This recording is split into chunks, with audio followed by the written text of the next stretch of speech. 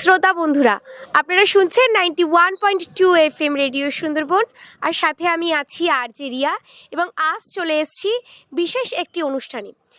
21শে ফেব্রুয়ারি ভাষা দিবস আমরা সবাই জানি, কিন্তু 19শে মে শিলচর ভাষা দিবস, এই বিষয়ে কিন্তু আমরা অনেকেই অবগত নেই।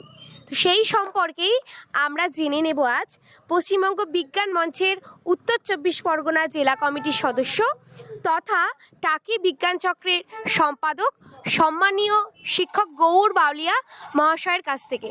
স্যার, প্রথমে আপনাকে রেডিও সুন্দরবনের পক্ষ থেকে স্বাগত জানাচ্ছি।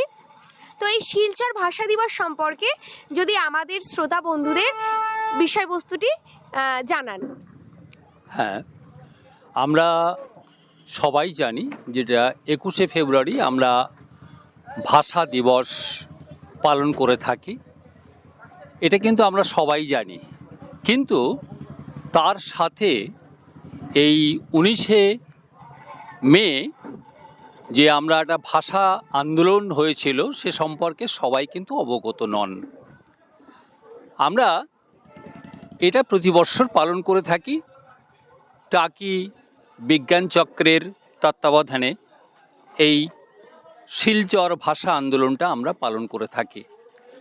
এটা ঘটেছিল আসামের বরাক উপত্যকায়।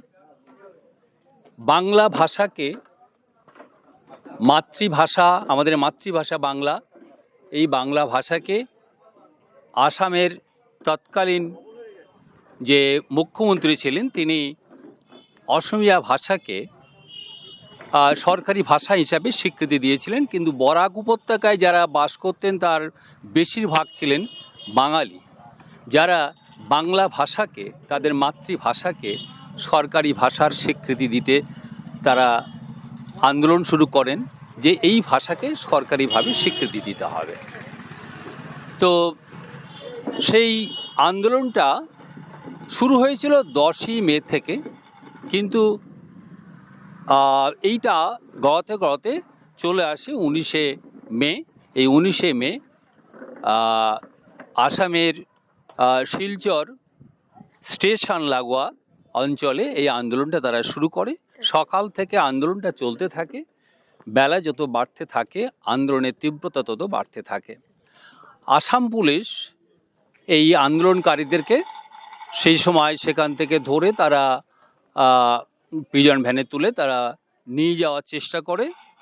তাতে স্থানীয় জনগণ যারা আন্দোলনের সাথে যুক্ত ছিল তারা আরও বেশি করে আন্দোলনমুখী হয়ে ওঠে এবং তাদেরকে সেখান থেকে প্রিজন ভ্যান থেকে নামিয়ে নেওয়ার চেষ্টা করে।